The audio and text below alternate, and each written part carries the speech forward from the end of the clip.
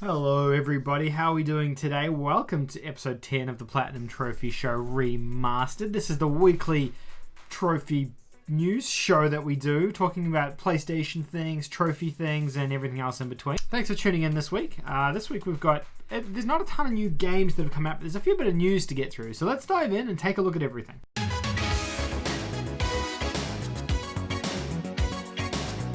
Now before we start, if you're a new viewer of the channel, hit the subscribe button down below so you can stay up to date on all the latest trophy hunting news, PlayStation news, and everything else in between.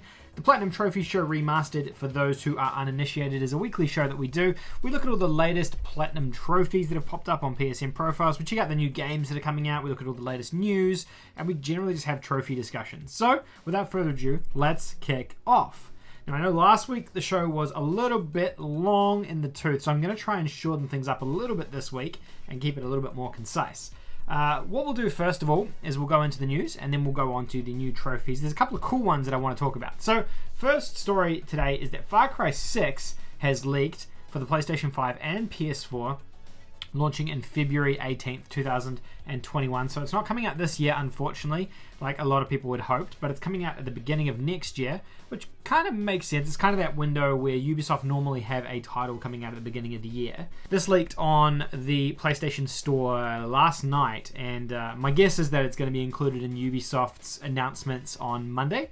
So that makes sense that they're getting it ready to be revealed. The leak was this image here. Of these two characters in the game, looking. I'm not really sure where it's going to be based, but it's kind of semi-tropical here, as we can see. And then we've got these guys here.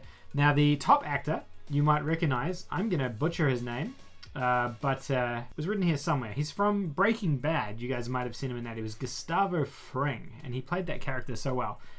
Here, Giancarlo Esposito, potentially. Sorry if I butchered that name. And yeah, he looks like he's the bad guy. FarCry traditionally have like a big bad, so this is potentially him.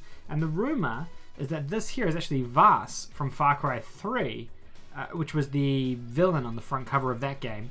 And you'll notice here that he's got the same scar. Can we zoom in on this? Nope, doesn't zoom in.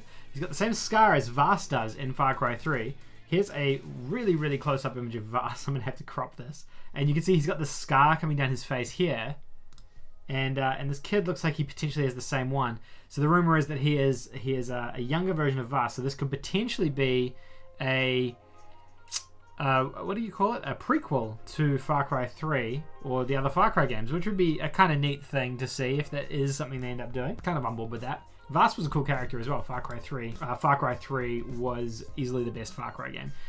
Speaking of, Far Cry 3 is currently cheap on the PlayStation Store. It is $2.99 on the US store at the moment. It's only for a temporary amount of time. I'm guessing it's so cheap because of this announcement, probably. So they've discounted Far Cry 2 and discounted Far Cry 3 and 4.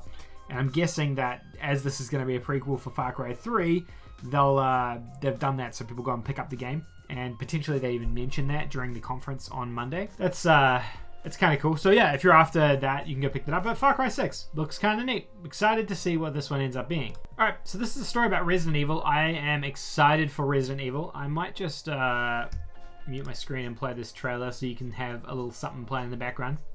This is the trailer for Resident Evil 8.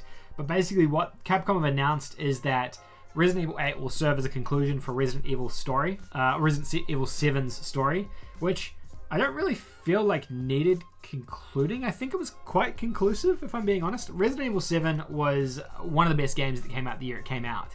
And definitely either my favorite Resident Evil game or my second favorite behind RE4. I'm not sure. I haven't played RE4 in a while. So I would say it's one of those two. Anyway, I really enjoyed it. The atmosphere was cool, the environment was cool, the villains were cool. It did fall off a little bit at the end, but it was generally a pretty awesome game. If you haven't played it, highly, highly, highly recommend it. Especially if you're into horror games, RE7 is like the best. And you can play it in VR, which is insane. Anyway, the story was around this character called Ethan. He went searching for his wife in this like abandoned, I guess like Southern American swamp town. And he came across this family who had been kind of possessed, essentially, and they were doing things out of their control. This game here seems to focus on witches, which kind of is in a similar realm to RE7, not being zombies like previous Resident Evil games. So I can kind of see the link. I don't know, is it witches or werewolves? Maybe it's witches and werewolves. I can kind of see the link between the two of them. And you play as the same main character, although it doesn't make sense for this main character to be where he is in RE8. I actually don't know. I'm unsure how these two games link. Chris Redfield seems to be reprising his role in this game as well. He looks a lot older than he did in the previous games, so who knows what that means. But yeah, apparently this is supposed to conclude that story. Yeah, to be honest, when I played RE7, I thought the story was pretty concluded. I didn't think that it needed anything else added to it. So I'm interested to see what this means. I'm really curious to find out the release date for this game. That's what I'm pumped for. I'm guessing that once we have more information about Xbox and PlayStation 5 release dates, we'll get more information about this game's date as well. Maybe the end of this year, maybe the beginning of next year. So we'll just have to wait and see. And maybe it's actually featured in Xbox's games conference as well. It could be part of Xbox's lineup of stuff if they have a marketing deal with Microsoft. So we'll find out that closer to the time. I'll pause that now. And yeah, I don't know. I'm excited for this. Out of the next gen titles, Resident Evil 8 is definitely one of my favorite or most anticipated next gen titles, I would have to say. The other thing that's weird about this game is it does look very Resident Evil 4 like. So I'm guessing they've taken some of the tones of that village from RE4 and tried to like use the formula from RE7, which was that first person formula. It had a slightly different type of atmosphere to it, different vibe, not zombies, but it had these creatures plus the family chasing you. Taking those horror elements plus the horror elements of 4 with that isolation in the village and potentially combining them together and creating this. And I think that's a neat idea if Capcom have done that. There's another story here out of Capcom, which, you know, to be honest, it's not amazing, but it's interesting that Capcom confirms digital games make up 80% of their sales. Capcom has confirmed that 80% of the Japanese publishers' game sales are now digital. This responds to asking a question, blah, blah, blah. It doesn't really matter the rest of it. It's more just that statement is incredible. I don't think many publishers have that higher percentage of digital sales. Most of their sales are physical, and it has been like that for a long time. So this could be the beginning of a trend going towards digital. I know there's a digital PS5 coming out, so it might make sense for people to start considering that rather than a physical one. Like, I don't know which is the right option yet. We'll find out when we know more about price.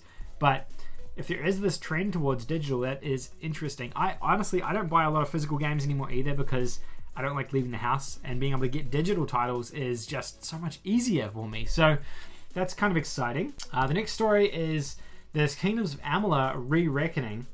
Let's play the announcement trailer down here while I'm talking. But basically what we've got here is that Re-Reckoning is coming out on September 8th, 2020 on PS4 and Xbox One. I don't think it's coming out on Switch. But they've announced that we'll be getting a brand new expansion for the game. We're getting a brand new expansion for the game in 2021, which is just weird for a remaster or remake like this. Generally when we do a remaster, you might see a little bit of additional content and then it kind of drops and there's nothing else about that game ever again, essentially. Whereas this here, they've remastered it and it looks like they've actually gone in and built new content for the game, which they're going to be releasing as DLC at a later date.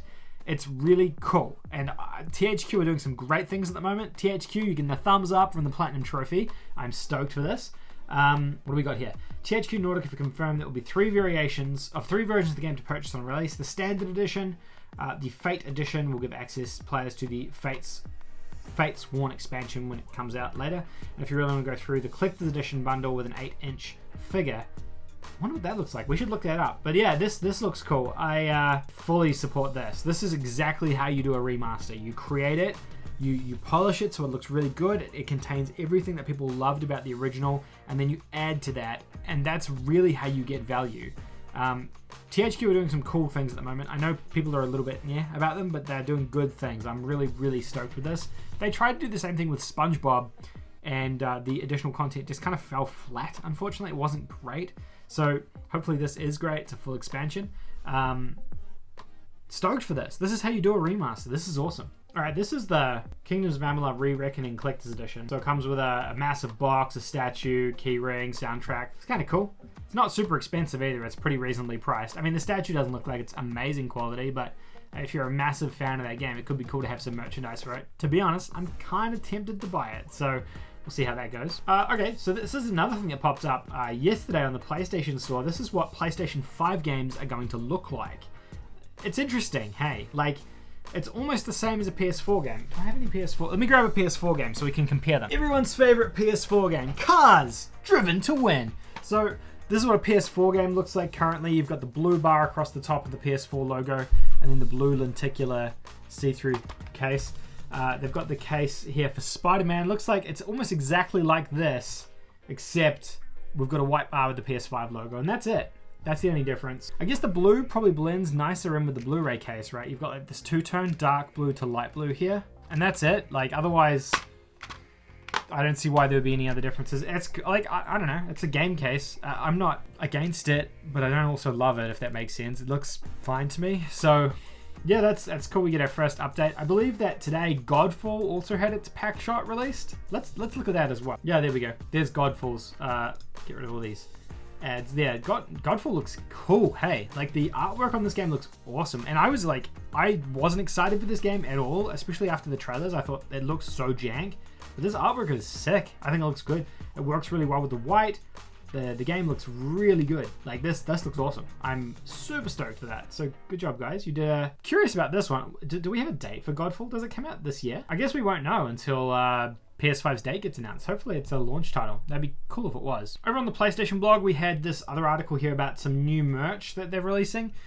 You know I love my PlayStation merch. You've seen me wearing a lot of it. They're releasing Horizon Raw Materials, they're calling it. And this seems to be like a Horizon Forbidden West's range of merchandise. You've got this really cool bomber jacket here. It's pretty sick, like a corduroy jacket with like a woolen collar, which is awesome. They're calling it the Cord Sherpa jacket. You've got these beanies here, which look really cool. You've got these striped t-shirts, and then this sort of board game here for Horizon Zero Dawn as well. Oh, you got a comic down here too. Pretty neat. Pretty neat. This is a insert coin collaboration. These guys are a UK clothing brand, and I don't believe they ship to Australia. But this is rad. This is totally rad. If any of you guys want to go out and buy me this this Aloy 2.0 Sherpa jacket, I'm a size medium, and I would love it. This is cool. I'm a fan of this. I need to find a way to get my hands on one of these. Okay, and the last news story today is Mafia Definitive Edition. I know you guys are like, oh my god, more Mafia news, but Mafia Definitive Edition has been delayed. So they've delayed the game out of, when was it coming out? It was coming out in August, and now it's coming out on the 25th of September. So it was coming out the 28th of August, and now it's moved to the 25th of September. So August, yeah, they've got a month extra of development time. Look, I know it is disappointing, but given like what they did with Mafia 2, I'm glad they've done this. I think if the game wasn't ready, it needed to be delayed so that they could get it ready. And chances are, chances are that it just wasn't up to scratch. I think Mafia 2, they really screwed up. I don't think they did a good job in the development of that. I think they overhyped it and then underdelivered enormously, and then they took a long time to patch it, and they didn't even fix a lot of the problems with the game either. So because of that, I would say that they really need to do their due diligence on this one. This was clearly what they were banking a lot of money on being good anyway. This was the thing they talked about the most in the trilogy, so it makes sense that they've done that. And Mafia 1's story is very good, so they're already going to get a tick there for that. The gameplay was solid as well when it came out on PS2, so another tick there. They just have to translate that and modernize it to PS4, or this generation essentially, and then that's all they need to do. They just got to get that right. Make it look nice, make it run well, and translate that classic PS2 gameplay to PS4, and you're gonna get a big thumbs up. That's all there is to it. So I think when you're onto a property like this that is successful and popular, you just have to make sure you do those basic things correctly. And I'm guessing that the game wasn't in a good enough state, hence why they've decided to do this. Yeah, it's a shame. But look, the delay is okay. We've got plenty of stuff to play this year. Even with all the delays and things moving out. The only thing that's a little bit unfortunate is it now falls into the Avengers window, I believe, which is coming out at a very similar time. So things are going to start getting busy in September. But it's worth, that's the situation there. I think that is actually all the news I wanted to talk about today. So what do we got here? This is all of the server shutdowns and things like that. So unattainable trophies. This is the latest edit that they've put up on the website. Black Sad, which was a game that came out at the end of last year, now believes it is Platinumable, which it wasn't previous to this. F119 is now not Platinumable. So worth mentioning if you guys are into that. They've removed the weekly GP. I guess that's because they released the new one. EMEC Arena, servers are going offline for that. Element Space, going to be unattainable. Emma Lost in Memories has been removed from the list because the bugged trophy has now been fixed. So that's worth mentioning. That's a newish game. And Bloodstained Ritual of the Night is now on the list under the downgrade section because the 1.15 patch has broken 2 of the trophies by adding some new items that weren't supposed to be included until the next DLC. I'm guessing that will be fixed at some point. So that's all the stuff on the list of unattainable platinums. Keep in mind as well, Destiny is going to become unattainable soon. And I think that was all. Yeah, I think that was everything. So that's all the platinums that are at risk. Nothing really at the moment, to be fair. Let's have a look at PSN profiles. So last week we got up to around here because I remember talking about Evan, Daniel, and Friends Volume 1, Crypto by Paggy. I've got a few things on this list to talk about today. Not any like really super easy plats or anything like that. The first one is this Ultra Core game, which I believe came out earlier in the year. This appears to be an additional stack for this game. I actually don't know what happened with this because the other stack for this game has only like a couple of platinum achievers, but it appears to be an easy platinum. Like, it's got barely any trophies and a ton of silvers just for finishing everything. So it's kind of weird. I don't know what's going on with it. But that looks like another stack, probably for Europe. We got an additional stack for... We've got an additional stack for this game here, Delta Squad. This is a game that came out earlier in the year by Radleaker as well. Another really easy platinum. This appears to be an Asian stack for that game. So if you're after stacks of easy Radleaker games, you can easily get this one here. This War Party game has popped up on the store, has popped up on PSN profiles as well. This, I don't know anything about this one. I don't know who the publisher is for it, but it doesn't have a ton of bronze trophies, which sometimes tells you something. There's a few trophies in here for winning team games and things like that, which makes me think it could be an online or multiplayer game, but you know, it's worth mentioning. I see. It's a RTS type game. It's worth mentioning because it could be an easy platinum. Now these few here I don't know about. So Rocket Arena, and we'll talk about SAO as well actually. Let's go to SAO first. So looking at Sword Art Online, no one's got the platinum yet, although no one's got a lot of these trophies yet. I believe this only just came out yesterday or the day before. If you're into Sword Art Online, this is an anime where in the anime they're stuck in a video game essentially and they have to get out. It's like a VR MMO, I think. I haven't watched it for a while, but this is the new SAO game. I'm gonna probably pick this up and play it. It won't be an easy platinum, it will be a long time-consuming one. This is a JRPG, open world JRPG, I believe, as well, is what they're advertising it as. And there's a ton of trophies in here, but I thought it was worth mentioning if you guys are SAO fans. I don't know if you are or not. Let's look at the grade and we can look at what the golds are. And yeah, if you're into that franchise, then this could be cool for you. Unlock 90% of the gallery. That is going to be a time-consuming one. Obtain 4 affinity with the heroines. Land a total of 500 hits on an enemy. It's going to be a standard time-consuming JRPG. I think the previous SAO games also had longish trophy lists as well, so I don't know about that one. Now the other game is Rocket Arena. I have no idea what the story is with this one. It's I mean, it looks just like Fortnite. It's so, like, sorry to say, but it's very generic looking. It looks just like every game that comes out these days. It's an online competitive game, so the trophies are going to be online and frustrating. But here we've got like reach level 50 with any competitor, 100 with any competitor, reach level 25 with 5 competitors, so there must be 8 different characters. But a very heavy online list. They obviously want you to spend a ton of time with this game. It's sad, but realistically this game doesn't probably have a huge amount of shelf life. Now, there was a couple of other things I wanted to mention. Super Hot Mind Control Delete, which I don't think is out just yet, but it's coming out, I believe, later in the week. Next week. A few people have got trophies, so I'm guessing these guys are reviewers, probably. They've got access to codes. Unfortunately, we don't have that. It has a platinum, which is cool, and it's a short trophy list. The thing is weird how it just says more in platinum. It's like big more, then it just goes more. And they all say more in slightly like different sizes. They all kind of have that like thing in there to them. You came back for more wasn't enough, you still craved more. The more you had, the more you wanted. How much more could there be? Was it more than you expected? Gained more power, encountered more mysteries, read more files, seethed more with more anger, suffered more addiction, felt more anxiety. In the end, everything you craved was no more and you came back for more.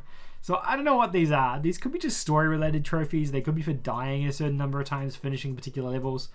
Super Hot was a cool game when it came out a couple of years ago. It was really good in VR actually, and basically like the way the game works is that you move, and when you move, the environment moves, but if you stop moving, nothing else moves. So you have to plan out your abilities. You kind of have this like, it creates this like Matrix Sixth Sense thing where you have to look at where everyone is, figure out where they're going to come and where the bullets are going to come from, then make your moves, and then like you kind of move around and let the game kind of play. But as soon as you stop moving, everything pauses. It's really unique and interesting. The game, the effect is just like these guys, because I guess you're like inside a simulation, and it leans into that Matrix thing. It's cool. The game was rad. I really enjoyed the original and the VR version as well. I think the VR one, if I remember, was a harder platinum though. So yeah, this could be an easy-ish plat, but I'm keen to check it out. Okay, we've got two other games that I want to talk about, and these are the ones I'm probably most excited for. So the first is Bloodstained Curse of the Moon. This is Curse of the Moon 2. This is a sequel to the Bloodstained Curse of the Moon game that came out maybe 2 years ago now. It came out before the original Bloodstained Ritual of the Night game. It was supposed to be like a bit of a prequel to that game, or a prologue, I guess, to that game. So this is set, it's like a 8-bit style game. What's the best way to describe it? So Bloodstained is a take on Castlevania. It's essentially their new age Castlevania, developed by the creator of the original Castlevania. And his idea was to make this Ritual of the Night game, and that was based on Symphony of the Night, essentially.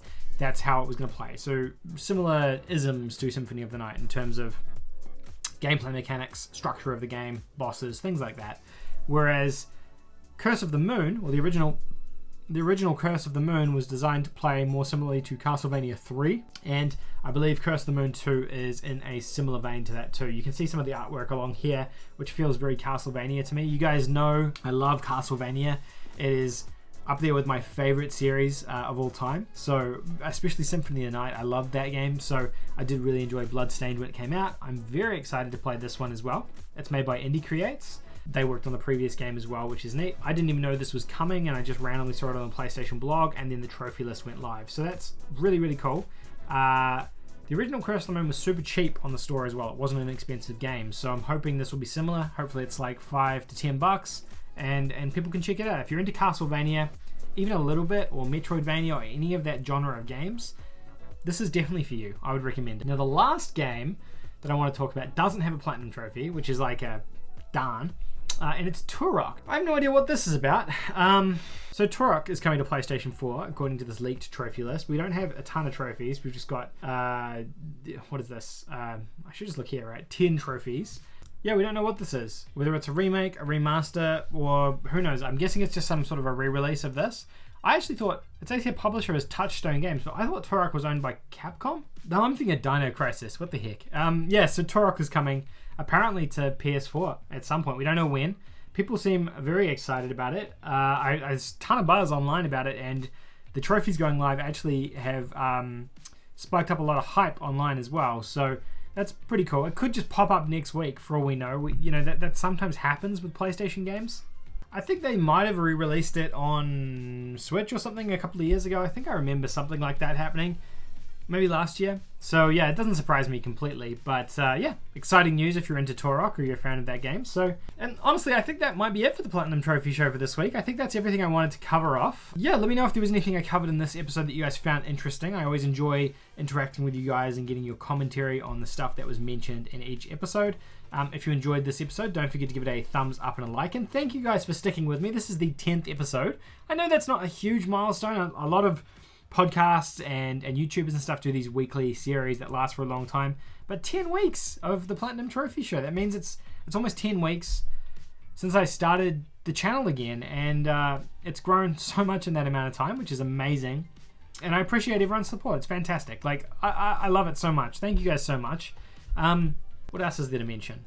Next week we have Ghost of Tsushima. I'm planning on doing some coverage for that. I don't have access to the game obviously until it comes out, but I will make a trophy roadmap for that game next week, hopefully when the game has launched, and once we've had the trophy reveal, there'll be a video for that reveal as well. I always do that with big games. And yeah, next week is Ghost of Tsushima 17th. It's also my birthday, which I'm pumped about. Yeah, but that's everything this week, guys. Thank you again so much for staying to the end and staying tuned and watching it. Hopefully you enjoyed the format of this episode. Let me know if you did. Let me know if you didn't. Let me know what you want different done to it, and we can look at that as well. Yeah.